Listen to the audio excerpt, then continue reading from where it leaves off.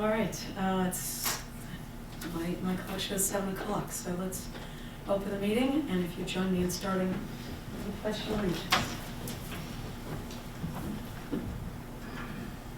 I pledge allegiance to the flag of the United States of America and to the republic for which it stands, one nation, under God, indivisible, with liberty and justice for all. Thank you. And I'll just say I sound worse than I feel, but in the interest of not having you catch whatever it is that I have, I am wearing a mask, so if I need to speak up, please just let me know. We'll start with the minutes. Minutes from January 20 in your packets. I'll take a motion to approve the minutes. So moved. Thank you. Second? Second. Thank you. Any edits, adjustments, changes? Hearing none. All in favor? Aye. Okay, that's done. All right, on to regular business. The first item of business is the fund balance policy. Now, we've spoken about the fund balance policy, and what you have in your packets is a policy which is basically a combination of the Rhinebeck fund balance policy and the City of Kingston, and I think that has been adapted for our usage. Our village attorney has this, but I have not received any comment yet. So what I would like to propose, first of all, are there any questions about the fund balance policy? The most important thing is on the second page, under minimum unassigned fund balance. What the policy does is it explains what the purpose is, what the background is in terms of the Governmental Accounting Standards Board statements regarding fund balances. It defines the various types of fund balances. The one we're interested in particular is unrestricted, and the unassigned unrestricted. Obviously, if it's assigned, it is assigned to something. If it's committed, it means that the money's committed already. But if it's unassigned, it's just there, which is what we've been talking about. So, for example, we all approved committing fund balance to a portion of paying off the garbage and leaf truck bond. And so that would be, I don't know if that's assigned or committed, but it doesn't fall under unassigned. But on the back side, the minimum unassigned fund balance, what I've listed here is ranging from 15 to 25% of the subsequent year's budget expenditures. So what that means is in the budget, as we come up to looking at next year's budget, we will look to target our fund balance to be 15 to 25% of that.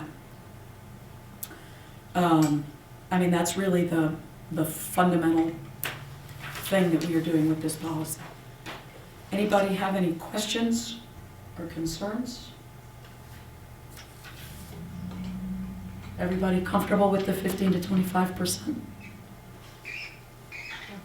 And also, just to clarify, the purpose is for increased financial stability, so that if there are issues, either one-time expenses or emergencies, that we have, it's like a emergency savings fund, so that we don't have to, that we're not budgeting so tight that if something comes up unexpected, that we would then have to go to increase tax amount. So there is a resolution in your book, which will be resolution number 4. And I'll just read the resolution. This is to establish a fund balance policy for the village general fund. Whereas for increased financial stability for the village that will ensure a prudent level of financial resources to protect against reduced service levels or raising taxes and fees because of temporary revenue shortfalls, unexpected one-time expenditures, emergencies, and disasters, And whereas the Office of the New York State Controller recommends that municipalities establish fund balance policies based on the board's determination of the needs of their municipality. And whereas the Village of Red Hook has established a healthy fund balance and agrees it is time to establish a fund balance policy for the future, now therefore be it resolved that the attached fund balance policy be adopted for the Village of Red Hook. This policy establishes a minimum of 15% to a maximum of 25% for the unassigned fund balance at fiscal year end of the subsequent year's budget expenditure. I would like to add that we add a caveat that this will be approved pending village attorney review. If there are substantive recommended changes, I'll bring it back to you. May I have a motion? So moved. Thank you, Charlie. Second. Second. Thank you, Mel Gorka. Any discussion, questions, concerns? Hearing none, all in favor? Aye. Aye. Wonderful, thank you. Okay, the next item is water meter replacement. For the water meters, it's recommended that after 2.5 million gallons of water have gone through a meter, and this is a residential meter, the commercial meters that are larger have a different number. But rather than time, it's really the quantity that goes through the meter, that the meter be replaced. And we have, how many? 20? South of that, but yes. Somewhere between 15 and 20 residential meters that are either at or are past the 2.5 million gallons having gone through. And what happens is, that once it hits that amount, it starts to register, we can't be sure that it's measuring properly. And so the water committee, review committee, has agreed that this is the right thing to do. And so I don't have the numbers in front of me, but I think it's 12,500 that will cover a significant number of those replacement meters. And we do have the funding in the water fund budget.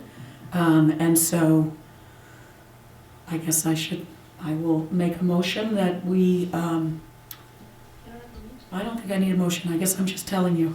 Do you all have any questions? So you said there's 20 meters? Probably Okay. 15 to 17. And that's gonna cost 12,000? We have meters on hand for a lot of them. Yeah. So there are some meters on hand. How much does a meter cost? Depends on the size. Okay. Some of those are larger meters. Oh, so I'm guessing these are for like larger complex type things or for like a resident? Yeah, Some of them are, yeah. Got it. Are there, how many are sort of, Can you speak into your mic, please? how many are close to hitting that threshold of amount? Like, would it be beneficial of us to look at potential soon future of ones that might be hitting that threshold so we already have them on hand? So as you might imagine, Jen is on it and has that list. What we wanted to do was, because it hasn't been looked at for the last couple of years, we wanted to get going on the ones we have. And then as they come up, once we've sort of caught up, then we will have a list of what's coming. Right now, the delivery isn't bad. No, it's bad. It is The bad. bigger meters. Bad. It's bad. We have some, however. We have. Well, but the smaller- bigger meters are the ones that, I mean, those are the ones that are now on order. We don't have a lot of big ones that we won't have replaced in this round, right? No, mostly the big ones that we get needed. The next big one is like nutrition and things like that. Okay. So you're right, we do need to keep on it. The way, instead of hiring folks to do it all at once, we are, Jen is going to be producing work orders and have our water operator replace them sort of along the way.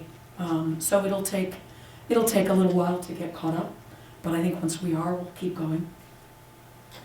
And this is one of those costs that can be done by that water fund for the replacement guys, so that's a good. Yeah, Short term. this is short-term asset Thank you for. fund, reserve fund. Great. To clarify. Any other questions?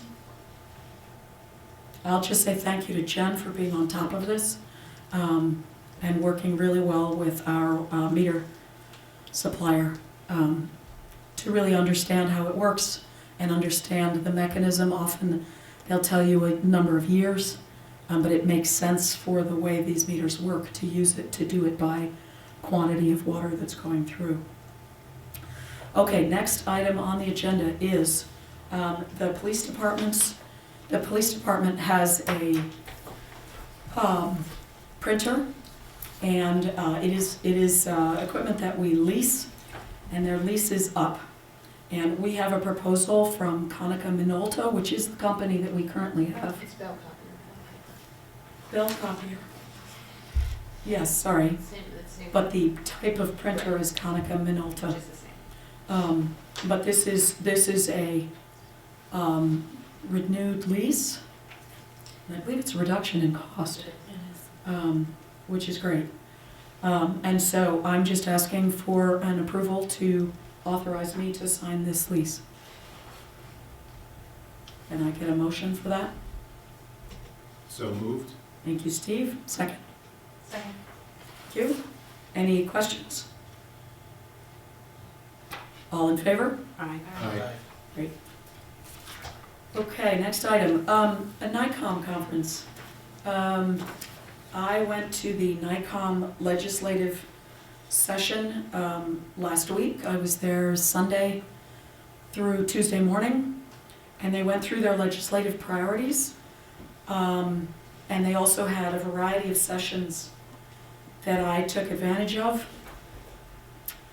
Let me just find my little notes here.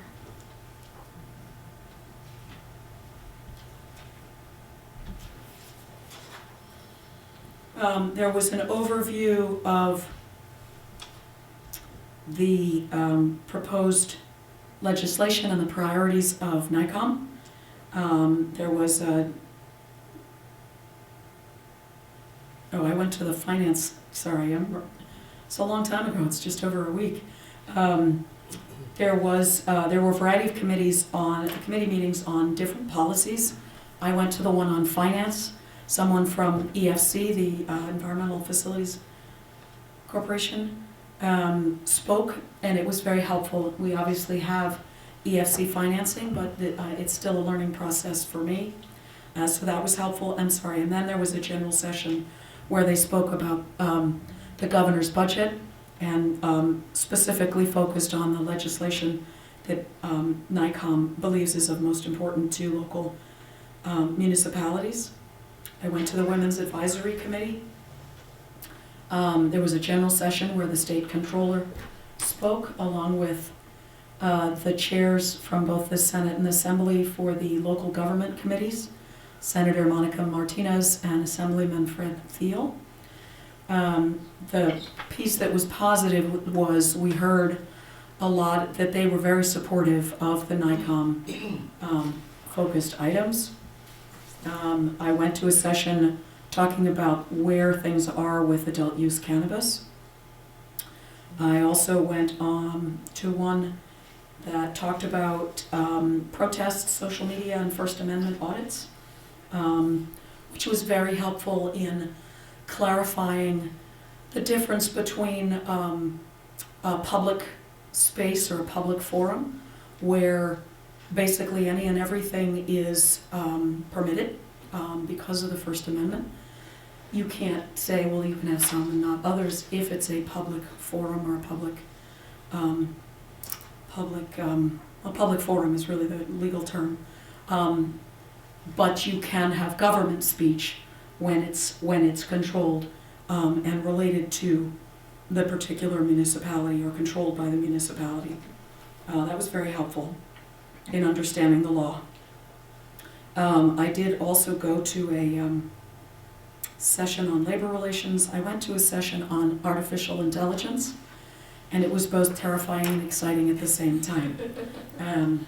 Probably the most encouraging thing was there was a discussion on the latest move in artificial intelligence is to be in a limited space that's not actually connected to the internet, that also basically puts in parameters so that artificial intelligence wouldn't spit something out that is illegal or against the Constitution, that it's actually putting in a framework that would support artificial intelligence coming up with ideas that are actually useful. Lots more to learn on that. There was also a session on responding to homelessness, mental health issues, and substance abuse disorders in our communities, and it was we are one of every community that is working on and concerned about these issues, and it was helpful to understand the law and how there are opportunities to use what we have and also look for ways to improve how we can do a better job. So I thank the board for supporting my registration to go to this session. It was very helpful. I met quite a few other mayors along the way. Also had a chance to go to the governor's mansion, which is a lovely spot, and hear from the governor, and also see our lieutenant governor, who's our nearby neighbor. So that was. I do have a booklet on the legislative priorities. Oh, I was just going to mention a couple before I go off this topic. AIM funding, which is assistance, I forget what the I is, assistance investment in municipalities, which is, it's funding for cities, villages, and towns. This is an amount that has been level for years, and NICOM has consistently advocated for an increase in funding, and it has been kept the same in the governor's budget. The two members of the legislative local government committees are optimistic, hopeful that there may be some potential movement there. Discussion of transportation funding for water and sewer infrastructure. One of the things that they're looking at is currently we get CHIPS funding, which is primarily for paving and large equipment, including trucks, as we've used some of the CHIPS funding for our new garbage truck, and we also use our CHIPS funding quite a bit for paving. What is being proposed is that something similar be put into place for water infrastructure, so that every municipality gets a certain amount of funding every year, which would fund basics. It could fund things like water meter replacement. It could fund not huge infrastructure projects, but it could fund regular maintenance that would put off the need for huge investments. So not clear if that's going to happen this year or not, but it's on the table and being discussed. Housing is a significant focus for the governor, and logically, because there is housing shortage throughout the state of New York. We certainly know that here in Red Hook. I'll talk a little bit more about housing in a little bit. Let me see if there's anything else. Those are some of the main items. There are quite a few others, but I will certainly share these documents if you'd be interested. They're also on NICOM's website. So that's my NICOM Legislative Conference update. Next is County Workers' Compensation Agreement renewal. As you may know, We are part of the Dutchess County Mutual Self-Insurance Plan, which is that's where we get our workers' compensation insurance for the village employees.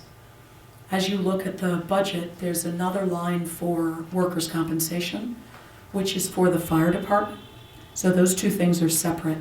But the Village of Red Hook joined into this plan many years ago, and the benefit is by joining up with the other municipalities, it is an efficient way to manage our workers' compensation. And generally, it is more economically viable than, not viable, but it's better pricing. The issue that we would have if we were to leave this group is that we would be assessed a fee to cover any potential workers' compensation claims, and those potentials, there's a calculation that goes with that. In other workers' compensation insurances, those fees are basically, you pay for those every year. This way, with the group, with Dutchess County, it's managed in a large account that is calculated based on a whole lot of factors. In any case, it seems to have been a good thing for the county, for the village, and we renew this. I believe we renew this every year, and so I wanted you to see this, and I would like I ask for a motion to authorize me to sign this participation agreement renewal. So moved. Thank you. Second? Second. Thank you, Steve. Any questions? It sounds, beneficial going into the shared risk pool. Are there any benefits of not being in it? Or just, Well, we're required to have workers' compensation, and so the only time I think it would become a risk is if everyone started to pull out, because the last person standing is kind of left holding the bag. But there's a significant deterrence from pulling out, so you'd need to be saving a great deal of money to make it worth getting out of this plan. So otherwise, I'm not sure that I know of any reason not to be in this plan. it sounds like it would be on the plus side of the ledger. Any other questions? All in favor? Aye. Aye. Aye. Thank you. Okay, housing. I mentioned that I was going to talk more about housing. So the governor has instituted a pro-housing community program. And if you saw the pictures of her with a bunch of carrots recently at a press conference that she did, the last year in her budget, she had included requirements related to housing. And basically, you would be penalized if you didn't do certain things. That was not well received, as you might imagine. And so she actually heard the message and said, all right, I'll turn it around and say you'll have benefits for opting in. And so the way it's been structured is, if you are designated as a pro-housing community, you will then have access to or more points for or towards certain grant programs, including New York Forward, the Momentum Grant. There's several others. And so the process for becoming a pro-housing community is, first you need to send a letter of intent, and I don't have it written down, but I'm going to ask, after discussing further, for a motion to authorize me to send that letter to say that we intend to apply to become a pro-housing community. You can become a pro-housing community one of two ways. Either you show that your community has increased their housing stock by a certain percentage, over the past 3 years, which I don't believe that we can, we will not make those numbers. Or you can pass a resolution stating that you intend to. And that's the resolution that you have included in your packets. And really, the key elements to that, the whereases are all about the importance of housing, the need for more housing, and the now therefore be it resolved. In order to take positive steps to alleviate the housing crisis, the Village of Red Hook adopts the Pro-Housing Communities Pledge, which will have us endeavor to take the following important steps: streamlining permitting for multifamily housing, affordable housing, accessible housing, accessory dwelling units, and supportive housing. I'll just comment, we did change our zoning 2 years ago to allow for accessory dwelling units.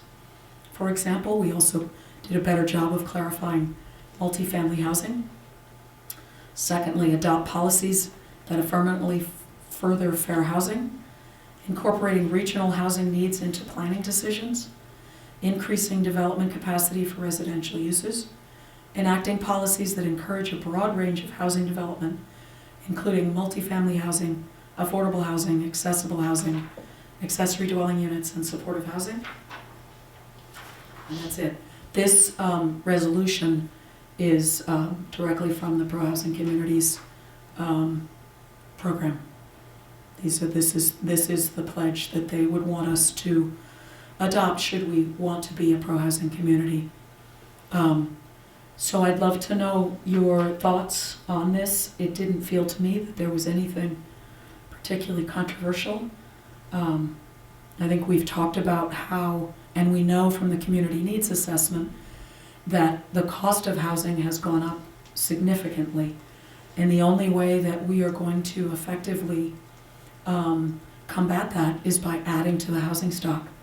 And that's not just affordable housing, it's actually housing of all different, at all different levels. Because once you add housing, it eases the pressure on other types of housing.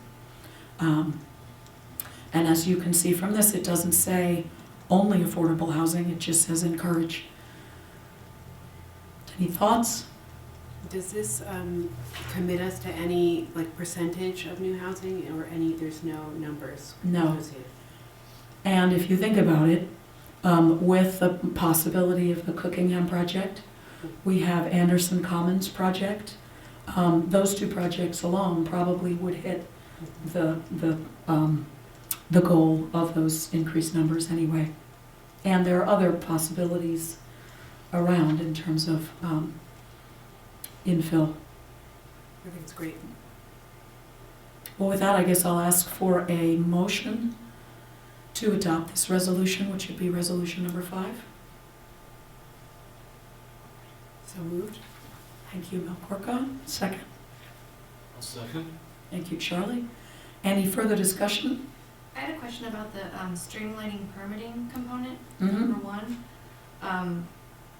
To me, that seems a little vague. Like, I don't really know what I'm committing to if I would do a positive vote. I mean, I'm all for it. I know we need housing. I guess I don't really understand what that means. To me, it seems like it could possibly be used as a shortcut for things that might not be necessarily overall beneficial.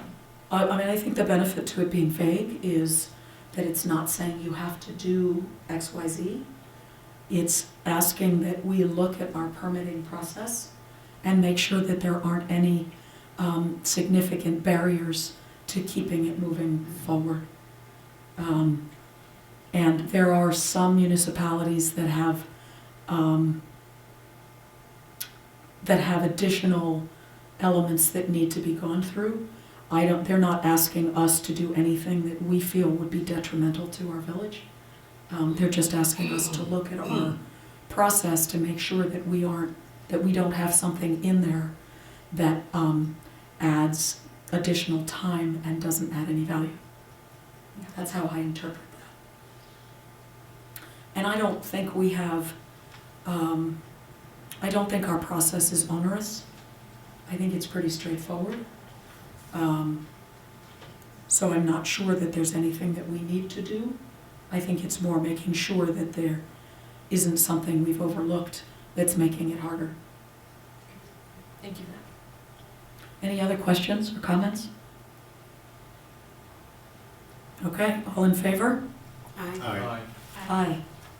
And I will ask for a motion to authorize me to send a letter of intent to become a pro-housing community. So moved. Thank you, Charlie. Second? Steve, I'm sorry, I know that. Second. I'll second. Thank you, Charlie. All in favor? Aye. Thank you. Okay, the next item is related to the Americans with Disabilities Act. It is appropriate for us to have a notice really just clarifying that we follow the Americans with Disability Act, and this is a model developed by the Department of Justice. It is something that we should have, and it is something that we are then required to put in a public place and notice it. So I will ask for a notice. I will ask for a motion to adopt this notice. So moved. Thank you. Second? Second. Thank you. Any questions? Comments? Hearing none, all in favor? Aye. Aye. Aye. Thank you very much. I do not have the budget adjustments for tonight. Just noting that our next meeting is February 22nd, which is our workshop, and our next board meeting is March 11th. And now we're moving on to department and committee reports, and that starts with our awesome treasurer, Miss Lori Urban.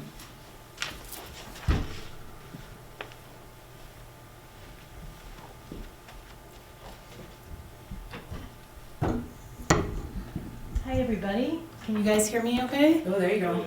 Okay, so treasurer's report for this evening. The account balances as of January 31st, 2024. Our general fund, $959,512.88.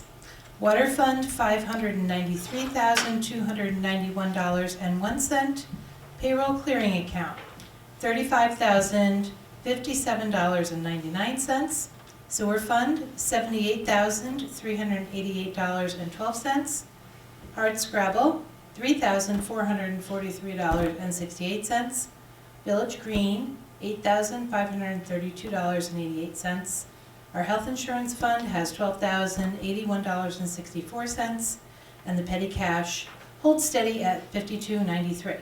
Lori, before you go on, can I just clarify Yes. that there are some sewer funds still in the water fund, but those will be transferred as the accounting is clarified. Is that correct?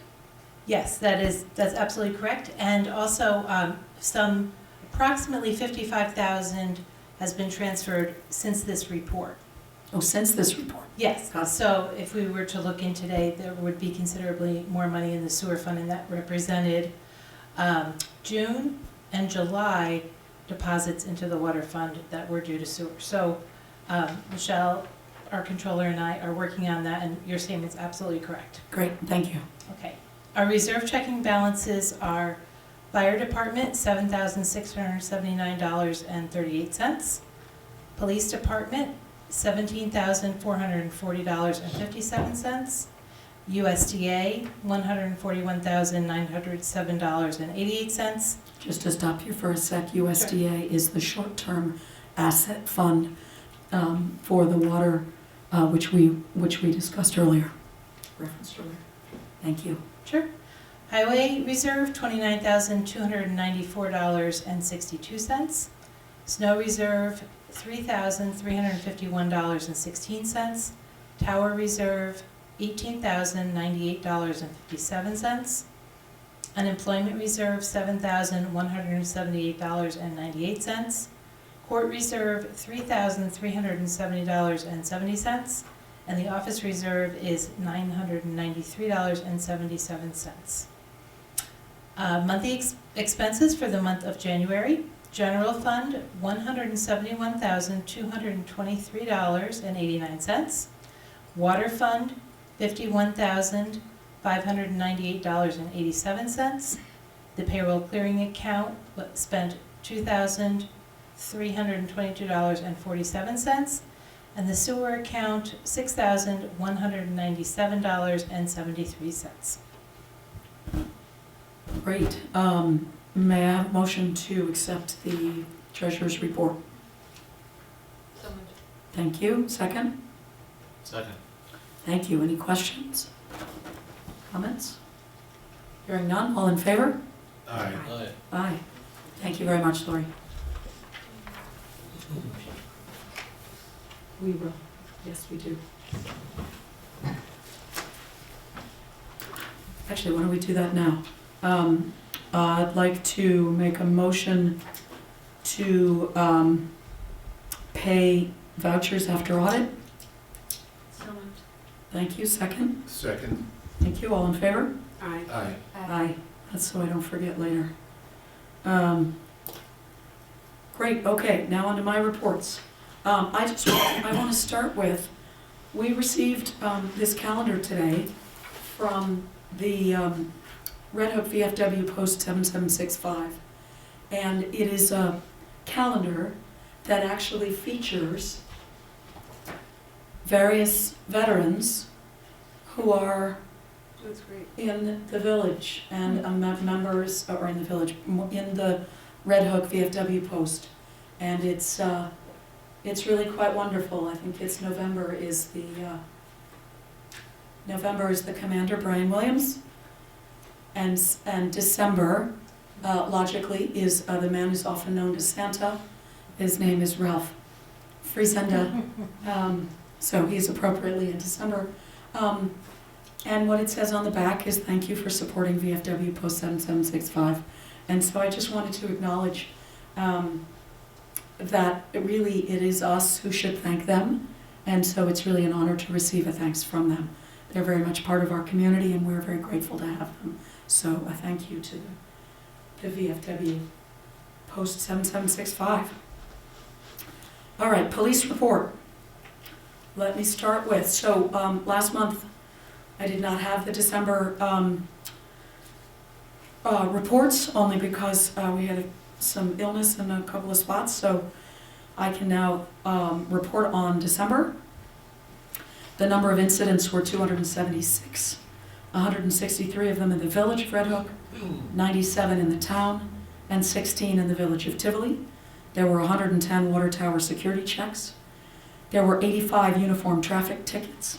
49 of those were in the village of Red Hook, 29 were in the town of Red Hook, and 7 in the village of Tivoli. There were 7 parking tickets in the village of Red Hook, none in the town of Red Hook, and 37 in the village of Tivoli. And there were 4 arrests, 3 in the village of Red Hook, and 1 in the town of Red Hook. And then in January, there were 296 incidents, which is actually 20 more than December. 187 were in the village of Red Hook, 99 were in the town of Red Hook, and 10 were in the village of Tivoli. 109 water tower security checks, 90 uniform traffic tickets, 49 in the village of Red Hook, 24 in the town of Red Hook, and 17 in the village of Tivoli. Parking tickets, there were 4 in the village of Red Hook, none in the town of Red Hook, and 8 in the village of Tivoli. And arrests, there were 8, 4 in the village of Red Hook, and 4 in the town of Red Hook. In addition to that, I do want to report on Lexapol. Lexapol is the software system that we purchased to assist with updating our police policies. And as we discussed at the time, it's a really helpful and useful tool. And as you might imagine, going through each and every policy is time consuming. And Lieutenant Hildenbrand is trying to do those first thing in the morning before the day gets away from him. But he has reviewed the following policies: law enforcement role and authority, organization and administration, general operations, patrol operations, traffic operations, investigation operations, equipment, support services, custody, and personnel. And he adds that in each line item he is listed above, the ones that I just read off, they have several additional tabs associated with them. For example, under personnel is recruitment and selection, reporting of arrests, convictions, and court orders, personnel complaints. And then under those items, they each have tabs. Personnel complaints has tabs that they're probably 10, I mean, there could be 30 tabs under there. I will not read the numbers that go with all of them. But that's one subsection of one of the ones he's done. So one policy being finished is quite a bit, there's quite a bit underneath that. But I did want to give you all an update. Progress is being made, but it's a long slog. We do not have January's fire department incident report. I hope to have both January and February at our March meeting. Insurance, just an update. Our insurance is up, I believe it's the end of April. This is NYMER, the sort of full package of auto, general liability, etc. I'm scheduled to meet with our insurance brokers, Marshall and Sterling. Originally, we were meeting tomorrow, but we have postponed that to early March due to the weather. A communications note, you have not missed it. The February newsletter has not gone out yet. It will go out before the end of February. Red Hook Public Library, I do not have a full report this month, but I did want to mention that Marta DePeppa was elected vice president, and she joins Amy Houston, treasurer, and Sarah DeVere, secretary, who were re-elected in December.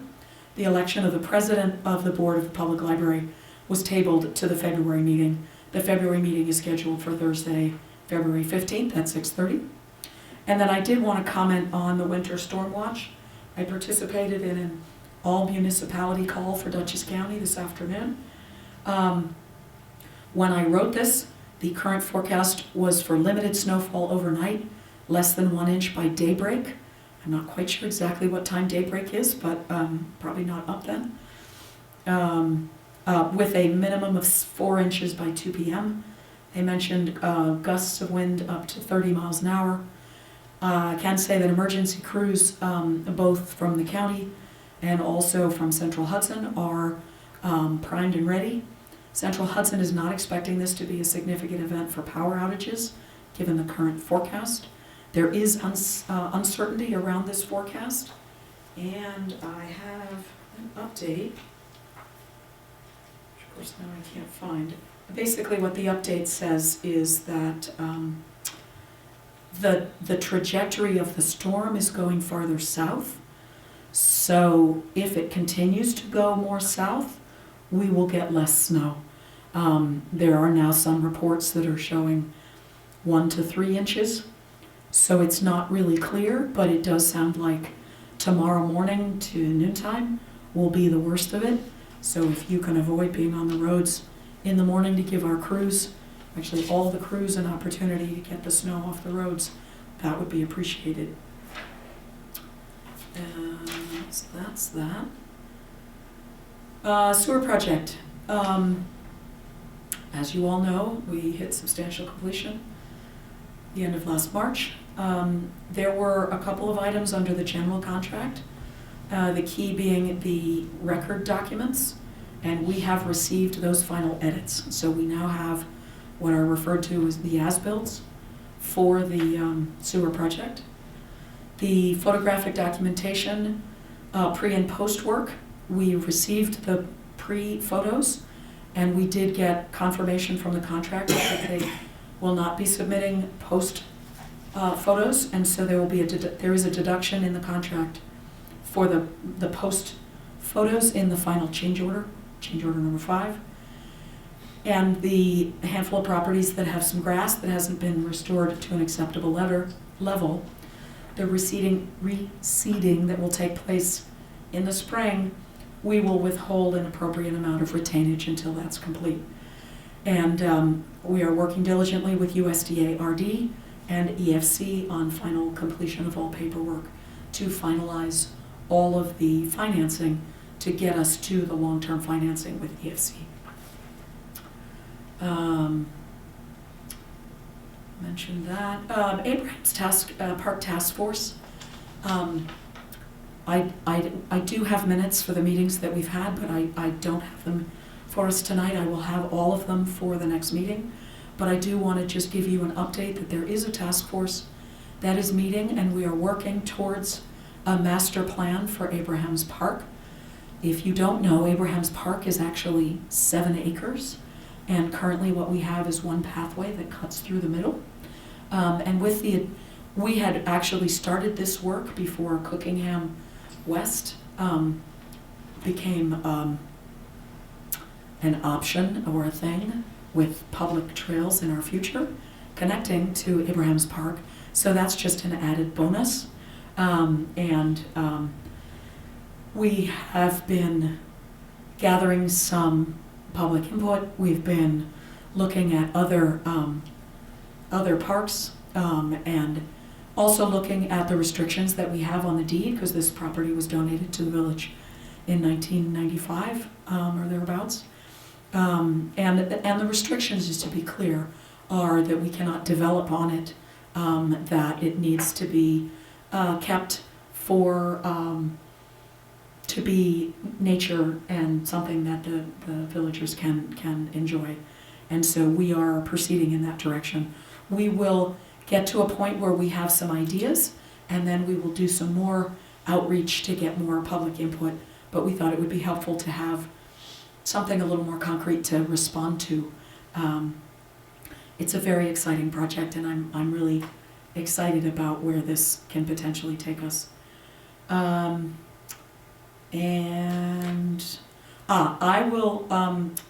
attended the January town EDC meetings, and so I'll report on them now.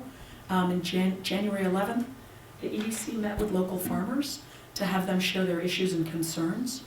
The local farmers who attended included Ken Migliorelli of Migliorelli Farm, Norman Gregg of Gregg Farm, Sam Rose of Four Corners Community Farm, Frank Migliorelli of Four Corners Farm, and Ben Shute of Hardy Roots Farm. For those who don't know, Hardy Roots actually recently purchased the farm property on that is Cookingham East, and so they are now a village farmer.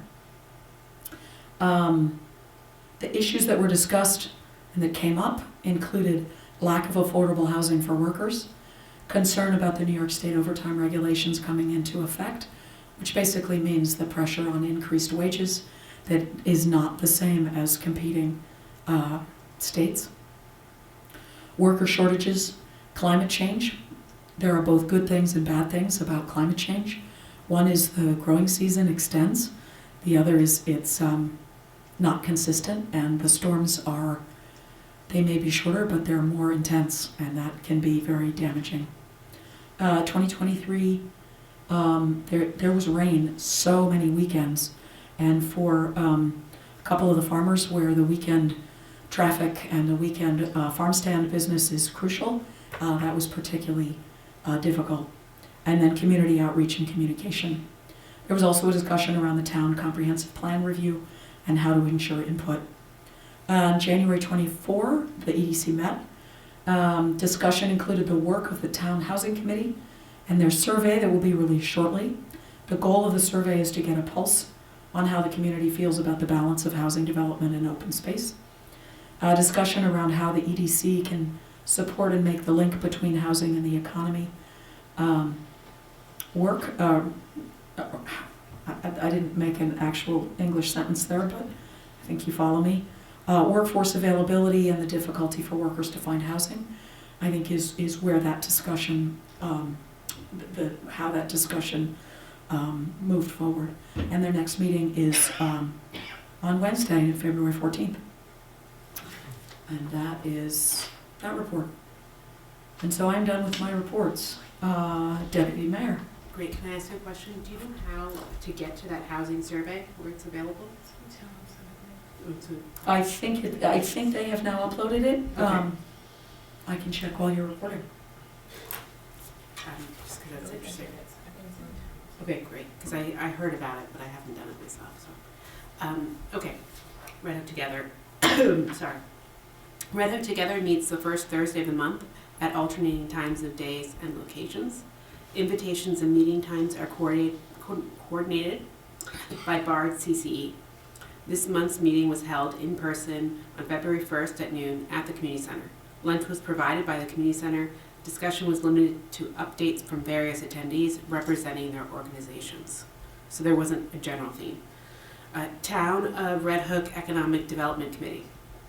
The EDC holds public meetings on the second and fourth Wednesday of the month at 8:40 a.m. in Red Hook Village Hall courtroom. Next meeting will be on Valentine's Day on Wednesday, February 14th at 8:40 a.m. And the mayor did the reports, but that's just if anyone else wants to attend. Village of Red Hook Communications Committee. The Communications Committee meets every first Wednesday of the month at 1:30 p.m. in the Village Hall conference room. February 7th meeting was reviewing progress on the ongoing language access project, progress, and various other ongoing projects. If you haven't yet, please visit redhookvillage.org/notify-me to sign up for the village notifications, as well as redhookvillage.org/newsletter to subscribe to the mayor's monthly newsletter, which will be coming out this month, just a little later than normal. The Village Events Committee. The Events Committee has changed the scheduled day that we meet to the second Tuesday of each month at 6 p.m. at Village Hall. That means that we're meeting tomorrow, and we will see if that still is happening with the weather. There was no meeting held in January. The next meeting will be on Tuesday, February 13th at 6 p.m. in the Village Hall courtroom. If you're interested in volunteering or joining the committee, please email events@redhooknyvillage.org. And the Village of Red Hook Human Relations Committee. The Human Relations Committee holds public meetings every first Thursday of the month at 7 p.m. in the Village Hall conference room. There were no meetings held in the month of February, and the next month's meeting will be March 7th. And then, the Village of Red Hook Highway Department. No all-night street parking is permitted in the village from November 1st through March 31st. Vehicles parked on the streets between 11 p.m. and 6 a.m. may be ticketed and towed at the owner's expense. Please keep the streets clean for seasonal plowing. Property owners are reminded to remove athletic equipment, garbage receptacles, and/or any other temporary obstacles from the side streets to prevent possible damage during snow and ice removal operations. Snow and ice on sidewalks in the village. The property owner and/or occupant of every building with an adjoining sidewalk must remove all snow and ice within 24 hours after the end of a snow or ice storm. If snow or ice is not cleared within that time period, the village may remove it at the cost of $2 per linear foot to the property owner. Charges will be assessed and collected with the next tax levy. Potholes. If you're concerned about a pothole on a village road, you can call the village clerk's office to report it, or use the report a concern form on the village website at redhookvillage.org/concern. Please be aware that state highways are maintained by the New York State DOT, and the village is not allowed to conduct repairs on state highways. If a pothole appears on a state highway, either Broadway Route 9 or Market Route 199, you may still alert the village so that we can forward your concern to the New York State DOT, or you can report a pothole directly to the New York State DOT by calling 1-800-POTHOLE. Streetlight complaints. If you notice a streetlight out, you may notify Central Hudson directly by going to Central Hudson with CENHUD.com /EN/outages/streetlight out by submitting the location of the lamp in their notification form. And I did that recently for a lamp that was opposite my house, and it did get replaced, which was great. Street brining presentation.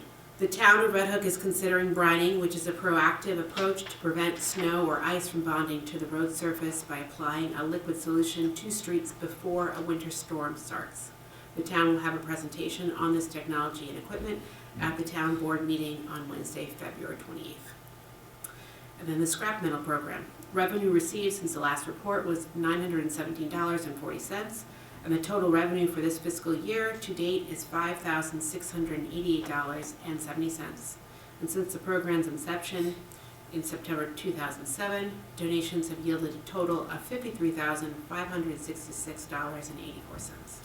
The proceeds from the program go towards the purchase of tools and equipment for the Public Works Department. Residents and businesses interested in donating scrap metal may contact the village clerk's office to schedule a pickup. And what's especially exciting about that is our budget was $4,500. So we're already ahead of that. What are we, 3/4 through our year? The other thing I would also like to report is regarding the garbage truck.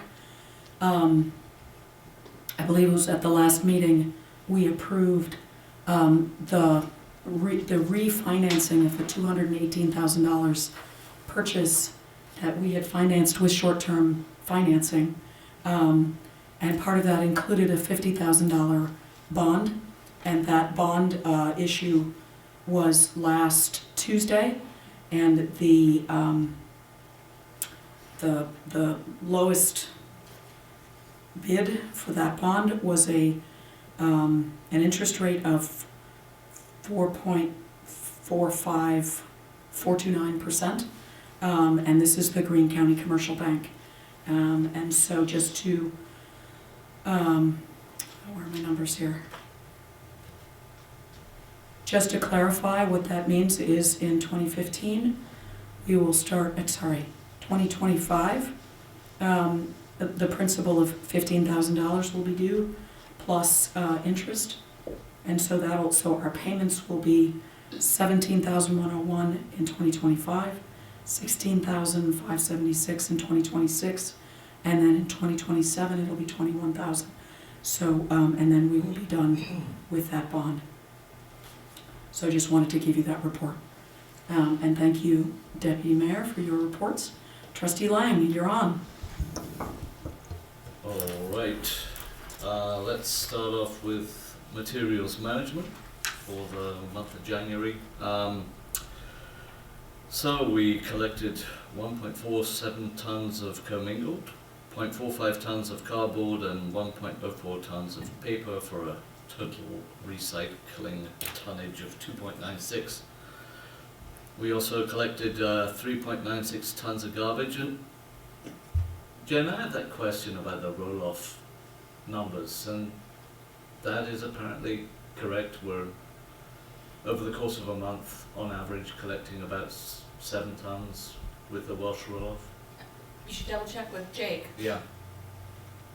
but it makes it does change the numbers quite a bit. It does, and it's just surprising to me that that's more than, you know, what we're collecting regularly from the village.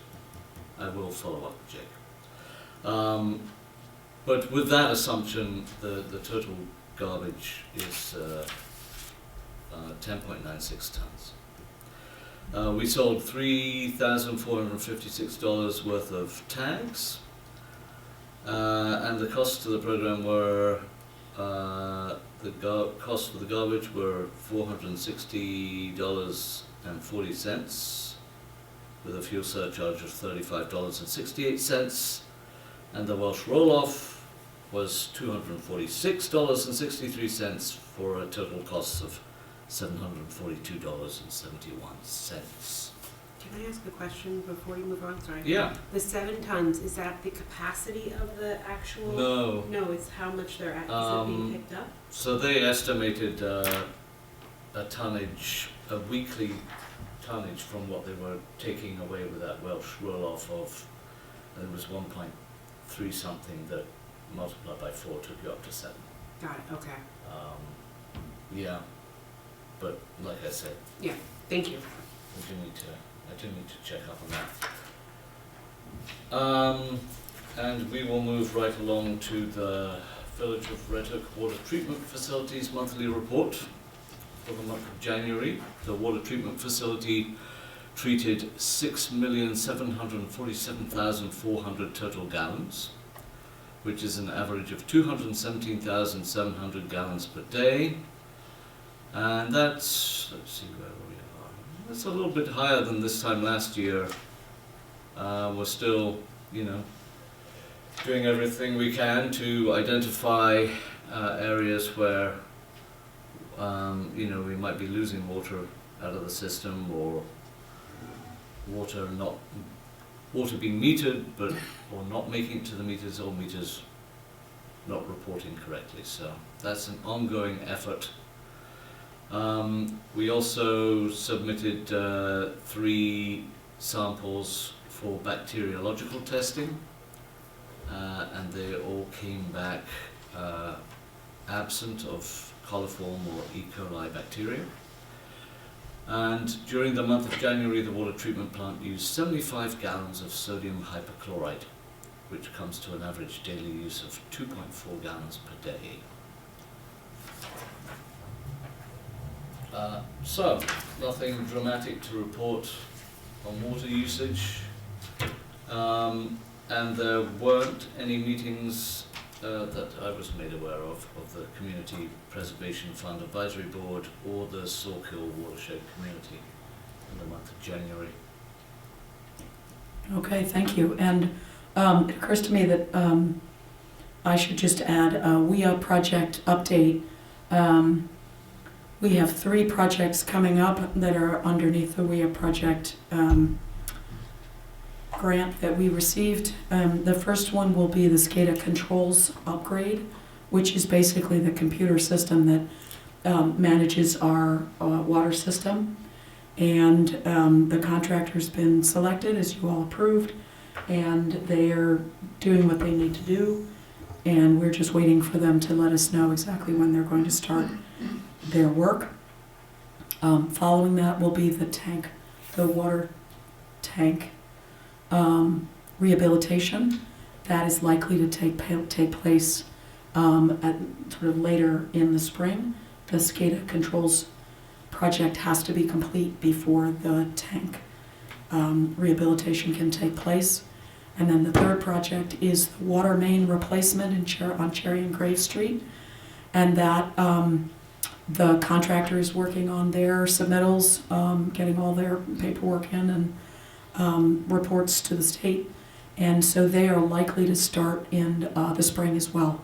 But we'll have some better schedules, hopefully at the next meeting. But those are good projects that are proceeding. Okay, thank you, Trustee Lang and Trustee Bradley Reichert. Good evening. The current balance for the Village Green Committee's related budget accounts at the end of January are as follows. There are no charges for the community beautification. We spent $85.97 towards shade tree contractual expenses.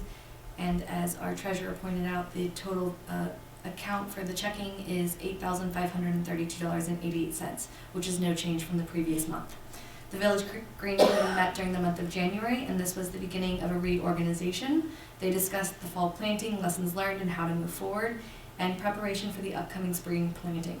They discussed the role of the Village Green Committee and how to imagine the community interacting with us, and decided beyond just tree planting, education would be the focus of this year and moving forward for the committee. They discussed a formal change to our meeting schedule to better accommodate end-of-year schedules and an annual crunch time. The Village Green is actively looking for new members to join, so if you or anyone you know enjoys learning about trees, nature, and wants to help beautify the village, please contact us. Residents and businesses interested in having trees planted on their adjacent Village Street or New York State Highway right-of-ways, volunteering for planting days, or sponsoring a Village Green Committee beautification project may contact David Pearson, myself, or Jen Kavanaugh, the village clerk. And the Village Green has started to plan the spring Arbor Day celebration and tree planting. The planting will be held in early spring, and tree selection options are available currently. We are offering 6 species of trees to our residents, and the orders need to be placed by Thursday this week. Meetings are open to the public and are actively seeking members of our community to join. Our next scheduled meeting will be the second Sunday, the second Sunday of April, which would be April 12th. For the sewer department, Average daily use is 14,000 gallons per day in the Red Hook Commons plant and 39,000 gallons a day in the Brent Kowalczyk plant. There were 5 samples sent out and all came back within the limitation set. And we continue to meet regularly to discuss bigger plants and addressing requests for future connections to the sewer system. We should have a report from the engineer about the total expansion capacity in March or April, so something to look forward to, which will line us up for the upcoming grant cycle. As a reminder to all residents, whether you are in the sewer use area or not, please be kind to your pipes. Only put down the 3 Ps in the toilet: pee, poop, and paper. And while in the kitchen or near other drains, no fats, oils, or grease, also known as fog, as they clog up the pipes and make the system stressed. What goes down the drain matters. If you are in the sewer use area and the emergency alarm goes off, call the village sewer operator at 845-758-1081. Option 8, press the silence alarm button only after notifying the sewer operator. Otherwise, we will have no idea your alarm is going off. Please do not open the box or tamper with village-owned equipment. For the speed limit initiative, the Creighton Manning is moving forward on all-encompassing traffic study that's taking into consideration a school zone, village roads, and the main throughways. The team was out in the field installing tubes on Fisk, Garden, and Linden Avenue and observing school dismissal peak times towards the end of January. Most of the data is estimated to be collected the first couple weeks of February before moving into drafting their report for the board.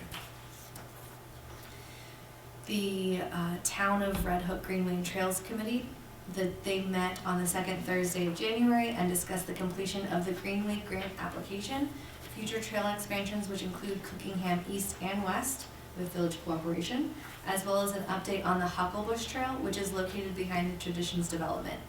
There's a discussion about the UTS property and potential trails there, the east-west connector of parks, and a large portion of the meeting was designated to pedestrian bike safety and how to make better crossings. The meeting ended with a discussion of potential programming ideas. And for the Village of Red Hook Climate Smart Communities, Trustee Steve Appenzeller and I met to discuss potential members to the Climate Smart Community Task Force, which will meet semi-regularly to move forward with Climate Smart Community certification. We heard back from Cornell Cooperative Extension, and they received partial funding to work with us on the assessment and will look into future funding opportunities regarding the resilience planning tool. They're finalizing their contract and will have final details about the role of CCE and our partnership are still to be finalized. If you are interested in joining the task force for Climate Smart, please reach out to myself or Trustee Appenzeller. Thanks. I was just gonna add in a note, do we have either of those up on the website? Either which. Those task force for Climate Smart, just so that you can send it to people if they are interested? No, I don't, because that task force hasn't been, maybe we should establish sort of a page and then put Steve and Kim. Sounds great. And then, the rest TBD. Basically, I wanted to offer if you wanted a page that you could put up so that you can. That would be wonderful. That would be great, thank you. And I'll also clarify that regarding the Town Housing Committee survey, it is on the town website on the landing page. Okay. If you just scroll down a little bit, it's under Town News, it's a news flash. And for those, for others, the town website is redhookny.gov. And with that, thank you, Trustee Bradley Reichert, and on to Trustee Appenzeller. Good evening. The Red Hook Building Department monthly report is as follows. There were 7 building permits issued, 1 certificate of occupancy, and 2 certificates of compliance.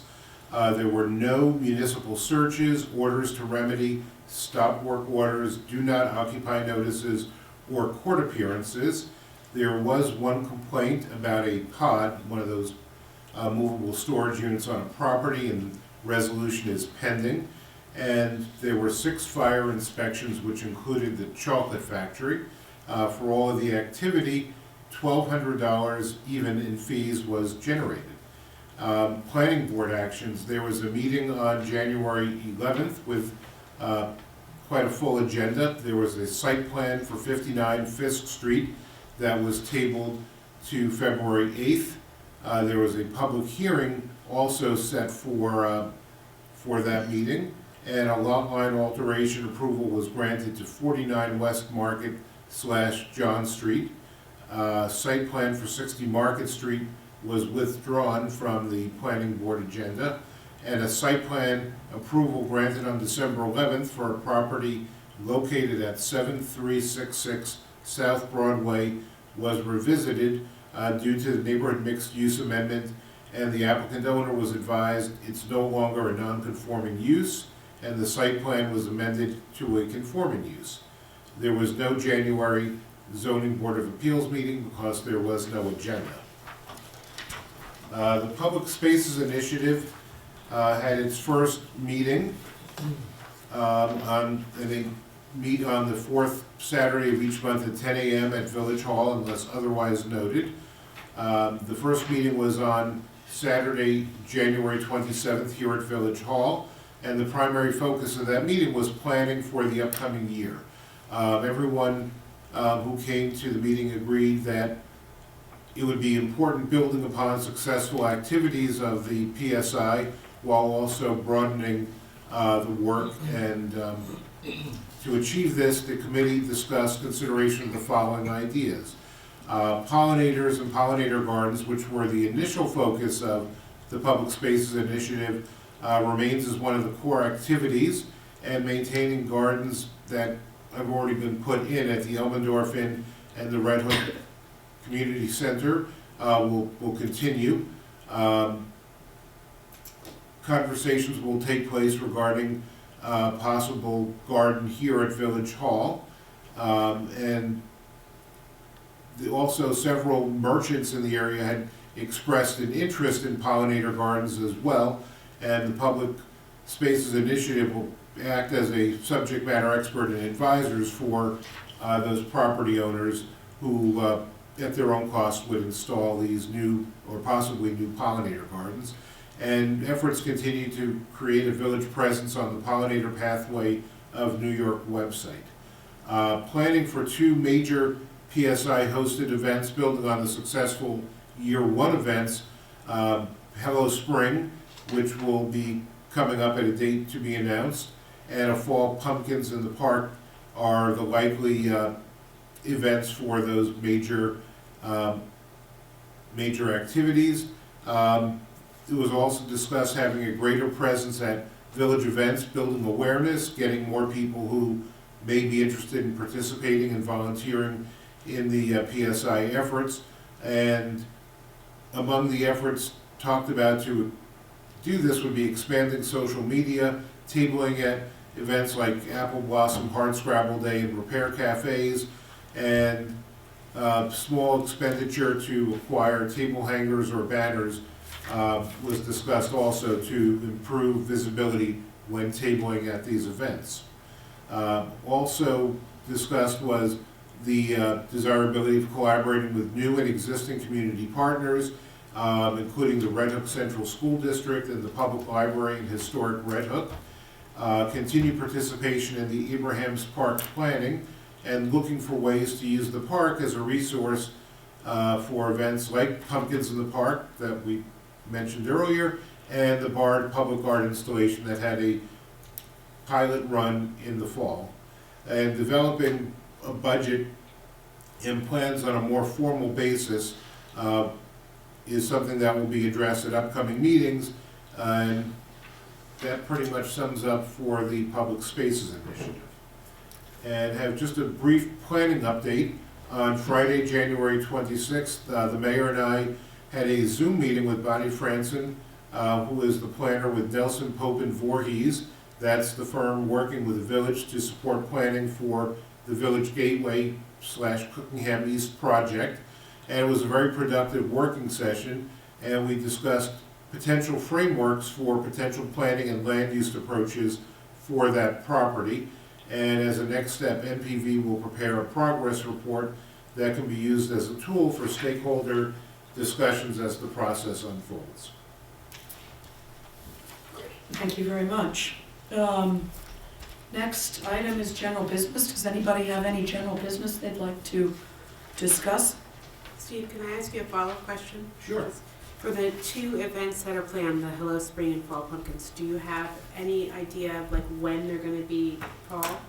Like, is there There isn't any firm dates for the calendar, and obviously, once those are known, we'll communicate that with the Village Events Committee and make sure that that's a coordinated rollout. The Hello Spring, probably May, June timeframe, but again, nothing concrete has been established yet. I only say that because a lot of the like legacy events they happen like the Sunday before, Mother's Day or things like that. So it's helpful for people to have that in their heads.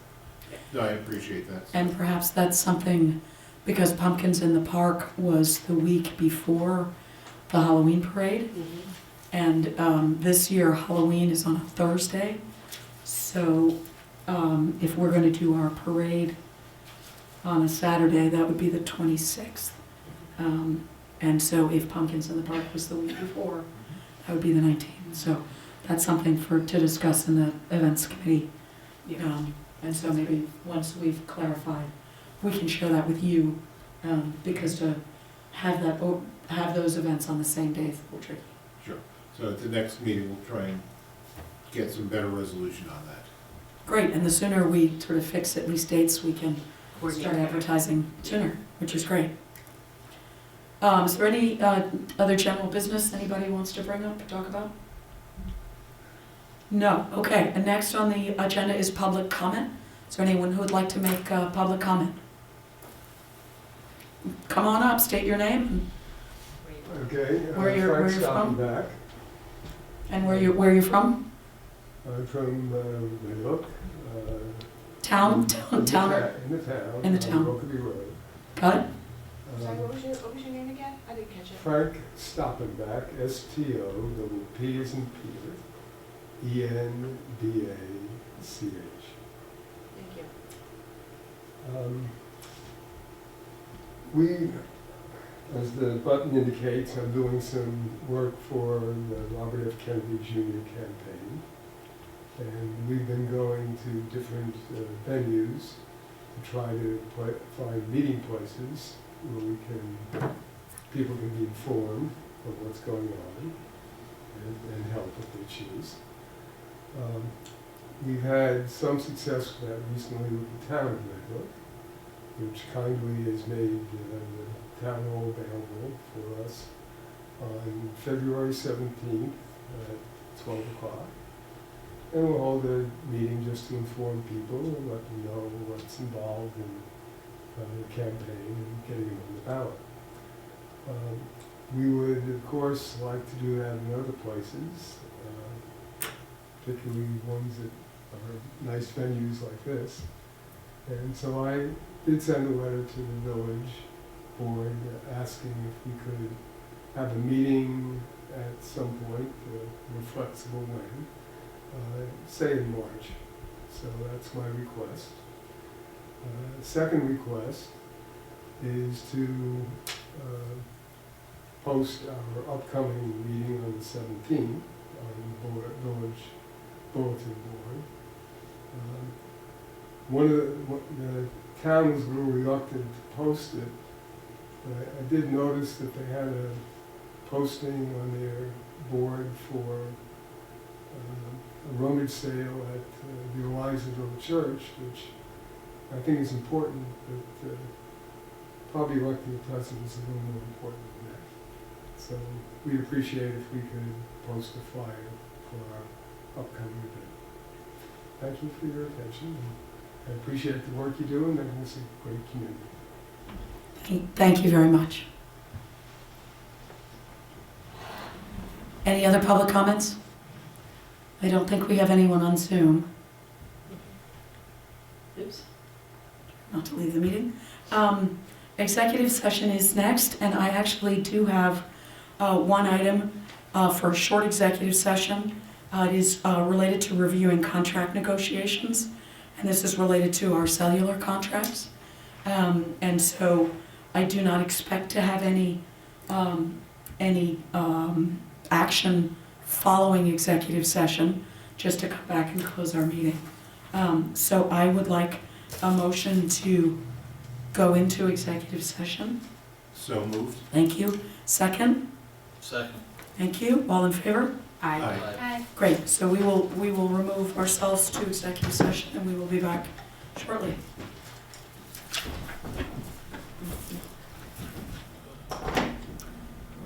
I'd like a motion to reopen public session. do we didn't vote to leave. Yes, we did. We did? You missed that. Mel Corca. Mel Corca. Yeah. Did you do a motion? Yes. He did. Sorry. Second? All in favor? Aye. Aye. And now I need, just a reminder, the vouchers are upstairs in the conference room for your review and approval. And now I need a motion to adjourn. So moved. Thank you. Second? Second. All in favor? Aye. Wonderful. Thank you very much. My question was.